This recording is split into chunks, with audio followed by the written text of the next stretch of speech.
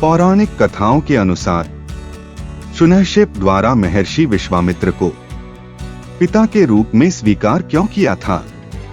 इक्ष्वाकु वंश के राजा हरिश्चंद्र ने पुत्र प्राप्ति के लिए वरुण भगवान से प्रार्थना की और कहा कि यदि मुझे पुत्र उत्पन्न होता है तो मैं उसे आपको समर्पित कर दूंगा।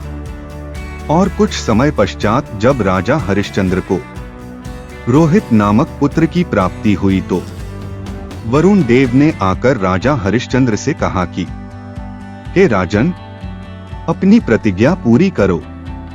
लेकिन पुत्र मोह में राजा हरिश्चंद्र तरह तरह के बहाने बनाने लगे और कभी पवित्र तिथि आने के, कभी दांत निकलने के, कभी विद्या ग्रहण करने के जैसे बहाने बनाकर राजा हरिश्चंद्र वरुण देव को टालते रहे। लेकिन जब किसी भी प्रकार से और टालना संभव ना रहा तो राजा हरिश्चंद्र ने अपने पुत्र रोहित से कहा कि अब तुम्हारे लिए प्रतिज्ञा पूर्ण करने का समय आ गया है। तब अपने पिता का यह कथन सुनकर रोहित वन में चला गया और वर्षों तक वन में ही भटकता रहा। तब कुछ वर्ष वनों में भटकने के पश्चात रोहित ने 100 गायों के बदले अजीगर्त के पुत्र शून्यक्षेप को अपने स्थान पर वरुण देव को समर्पित करने के लिए खरीद लिया। और अजीगर्त के 3 पुत्र थे, लेकिन पिता ने ज्येष्ठ पुत्र को अपने आश्रय का आधार मानते हुए उसकी बिक्री से इनकार कर दिया।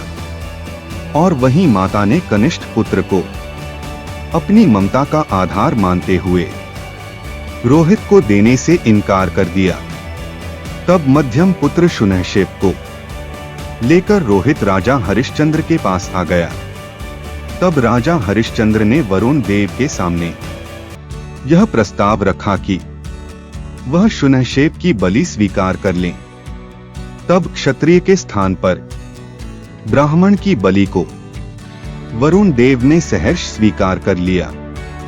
इसके पश्चात बलि देने के लिए राजसूय यज्ञ की तैयारी प्रारंभ हो गई। और राजसूय यज्ञ में महर्षि विश्वामित्र, महर्षि वशिष्ठ एवं महर्षि जमदग्नि जैसे ऋषि यज्ञकर्ता के रूप में उपस्थित थे।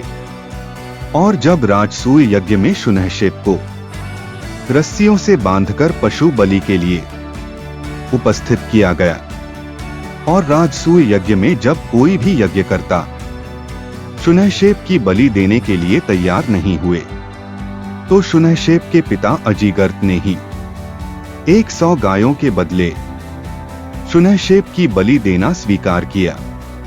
तब अपनी बलि सुनिश्चित जानकर शून्यक्षेप एक एक कर विभिन्न देवताओं प्रजापति, अग्नि, इंद्र, अश्विन, उषा, वरुण की स्तुति करने लगा। तब उसकी स्तुति से प्रसन्न होकर वरुण देव ने उसे मुक्त कर दिया। और यज्ञ की समाप्ति के पश्चात अपने पिता के व्यवहार से दुखी शून्यक्षेप ने करुणा की मूर्ति महर्षि विश्वामित्र को अपने पिता के रूप में स्वीकार किया। लाइक, शेयर, सब्सक्राइब कीजिएगा।